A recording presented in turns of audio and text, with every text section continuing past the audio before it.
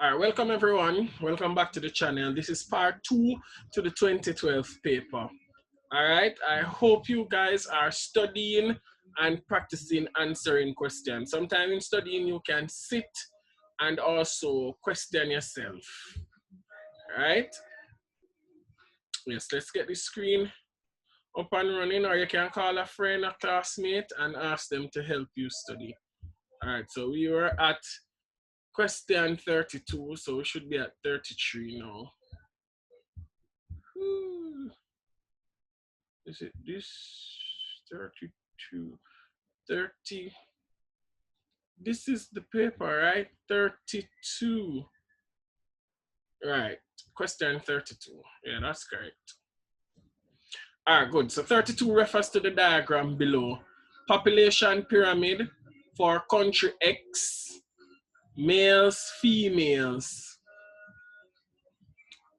age group in percentages. Good. So 32 says, which of the following features of country X may be gathered from the diagram above? A, size of its population. B, age sex distribution. C, percentage of births per 1,000 of the population. D, percentage of population below 5 years. All right, so the answer for 32 is D, percentage. Sorry, no. Answer for 32, I am so sorry, is B, age sex distribution. I was looking at something else. Sorry about that. So 32 is B. The pyramid shows the age sex distribution. That is what we can gather from looking at the pyramid. 33 says, which of the following best explains why birth rates have been falling in some Caribbean countries? Is it A, fewer babies are dying in the first year of life? B, family planning is now encouraged in several countries. C, larger numbers of people are migrating from some countries. Or D, the quality of medical care has declined in some countries. Answer is B, family planning is now encouraged in several countries. So that is why the birth rate is falling in many countries. 34. Which of the following is least likely to lead to the development of human resources of a country? It says least likely, so you have to pay attention to least. A, increase in the cost of living. B, increase in the minimum wage. C, improvement in health services. Or D, improved educational opportunities. So what is least likely to develop human resource? Increase in the cost of living. That are going to make human resource harder to develop because people are going to find it harder to get by day. So answer for 34 is A.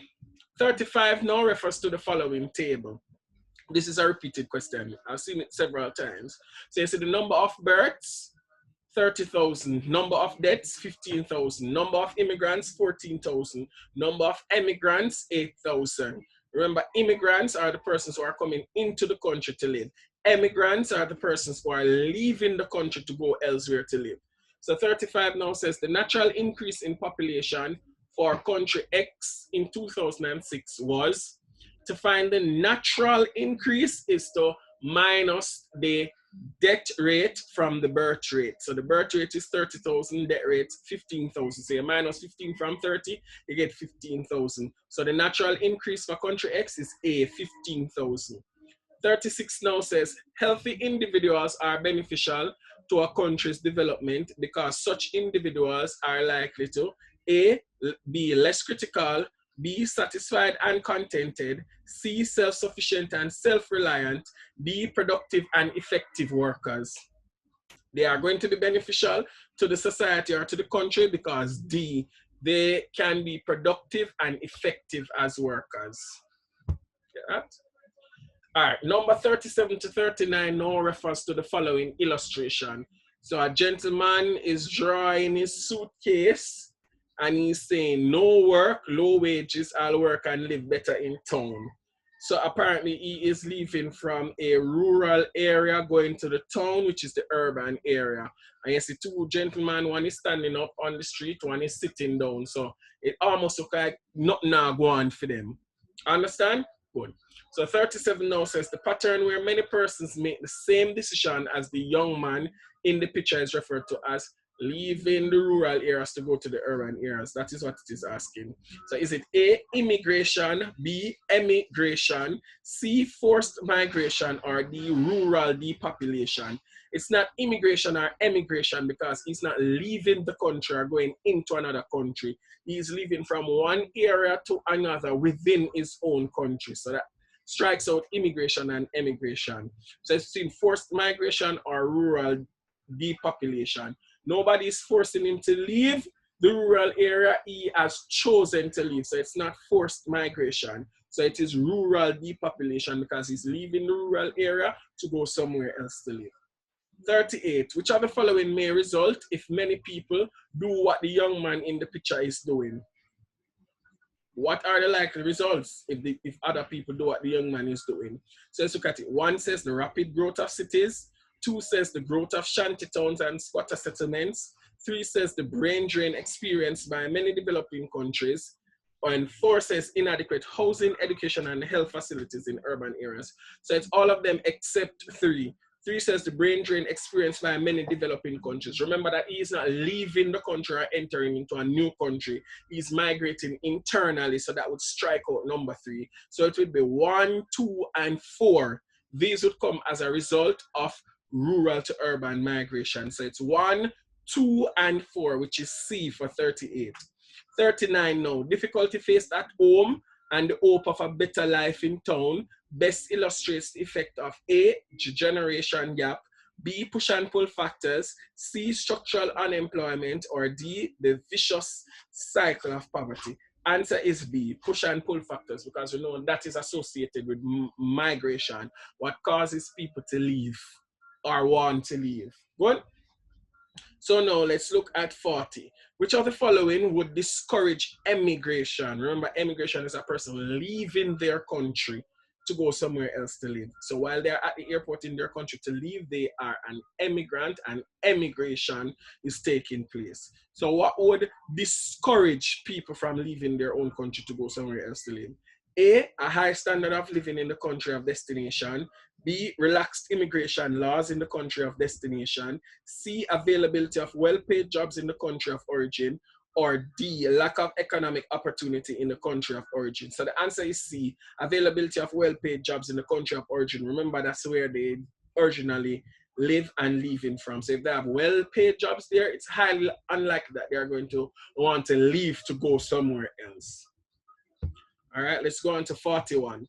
41 now says the introduction of machines in agriculture results in the unemployment of farm workers. The type of unemployment these workers suffer is A, normal, B, cyclical, C, technical, D, seasonal. This type of employment is called C, technical. This type of unemployment, I should say, is called technical unemployment. 42. Which of the following does not contribute to unemployment? You have to pay close attention when you say does not. So it means that 3 there contribute to unemployment, but 1 doesn't. So you need to find the 1 that does not contribute to unemployment. A, closure of businesses. B, an increase in exports. C, an increase in population. D, inadequate educational facilities. So closure of businesses, yes, that's going to cause people to be unemployed. A large population is going to result in people being unemployed because there won't be enough jobs to give to everybody who are a part of the labor force. D says inadequate educational facilities. Yes, that will result in unemployment because person won't be skilled and academically qualified for certain jobs, right? So the 1 there that does not contribute to unemployment is B, an increase in exports. If there's increase in exports, it means that there will be a reduction in unemployment. 43. Which of the following methods of fishing is most damaging to the ecosystem? Repeated question again. So is it setting up fish pots, trawling the seas, the dropping of signs, or the use of dynamite? Originally back then, it used to be the use of dynamite. However, with new and emerging information, we would have realized as teachers that trawling the seas is more damaging than dynamite. Even though a few teachers still hold on to dynamite, I was holding on to it as well until I was exposed to the trawling of seas to see how damaging it can be. So the answer for 43 is B, trawling the seas. 44, removal of forest may cause all of the following except A, flooding in low-lying areas, B, erosion of topsoil, C, raising of the water table, or D, destruction of the homes of wild animals. So it may cause all of the following except, so it means that 3 are causes and 1 is not. So you need to find the one that is not. So the one there that is not is the raising of the water table. Cutting down of forest has nothing to do with that. So the answer is C, raising of the water table. 45 now is based on the following pie chart showing revenue earning industries in CARICOM. So you have bauxite, manufacturing, tourism, agriculture, fisheries, forestry, and petroleum. You have to pay close attention to the pie chart. So it says, which of the following is not true according to the information provided in the chart? So the mining sector earns more than the manufacturing sector. That's A. B says tourism, bauxite, and manufacturing combined earn more than petroleum. C says bauxite and tourism earn less than petroleum, agriculture, fisheries, and forestry. D says tourism and petroleum earn less than agriculture, fisheries, forestry, and manufacturing. So the answer for 45 based on the pie chart is D. Tourism and petroleum earn less than agriculture, fisheries, forestry, and manufacturing. That one is not true. If you look closely at the pie chart, you will see that. 46 now says, which is the most appropriate order of tasks for seeking a job seeker? 1 says, write application for the desired job. 2 says, assess the suitability of the available jobs given his or her qualifications and interests. 3 says, collect information about available job vacancies. So in seeking a job, rearrange this in the correct order. So the first thing that you are going to do is collect information about available job vacancies. So that's 3. That's the first thing that you do. Next, you assess the suitability of the available jobs given your qualification and interest. And then lastly now, you write your application for the desired job. So the order is 3, 2, 1. 3, 2, 1. So that's C for 46. Now for 47. What is the best option available to persons who are qualified but cannot find a job? So person is qualified, cannot find a job. A says C is looking for work. B, seek a loan to continue studies. C, migrate to another country. Or D, create their own employment. I know many persons might be saying that, oh, migrate to another country, but not a lot of persons get the opportunity to actually migrate. Many times when I hear that people migrating, a lot of them, they run off, what we call run off, or they are illegal in another country.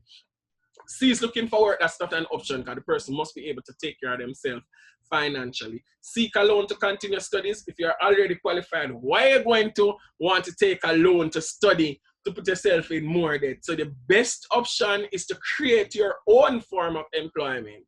Understand? All right, 48 now. Which of the following would play an important part in government's efforts to increase consumption of locally produced food? This is a repeated question. A says, increase the prices of imported food. B, increasing taxes on agricultural lands. C, imposing heavy import duties on farm tools. D, cutting down forest trees to obtain more agricultural land. All right, so what can the government do to increase consumption of locally produced food? Not cut down trees to give more agricultural land, because that doesn't say people are going to buy locally produced food. Anyway, if you increase taxes on agricultural lands or impose heavy import duties on farm tools, that cost the farmers are going to pass them on to consumers. So locally produced food is going to be even more expensive and less persons will be able to purchase it. So the best thing to do is to increase the price of imported food, right, for it. So the answer for 48 is A. 49. Which of the following is based on exploiting non-renewable natural resources? Which of the following is based on exploiting non-renewable natural resources? Is it A, lumbering, B, bauxite mining, C, fishing, D, hydroelectric power? Answer is B, bauxite mining, because that is the only non-renewable natural resource that is on the list. Lumbering, trees are renewable. Fishing, marine life is renewable. D, hydroelectric power, water is renewable. 50. Which of the following would not be used in conserving the environment in the Caribbean? Is it A, reforestation, B, marine reserves, C, sand mining, D, land reclamation, right? Not used in conservation, C, sand mining. All the others are conservation efforts. 51, the treaty which led to the establishment of CARICOM is an example of a multilateral agreement, B, unilateral agreement, C, functional agreement, D, bilateral agreement. CARICOM is an agreement between a number of countries, more than two, right? So that's an example of a multilateral agreement. 52, which of the following best describes the Organization of Eastern and Caribbean States, OECS?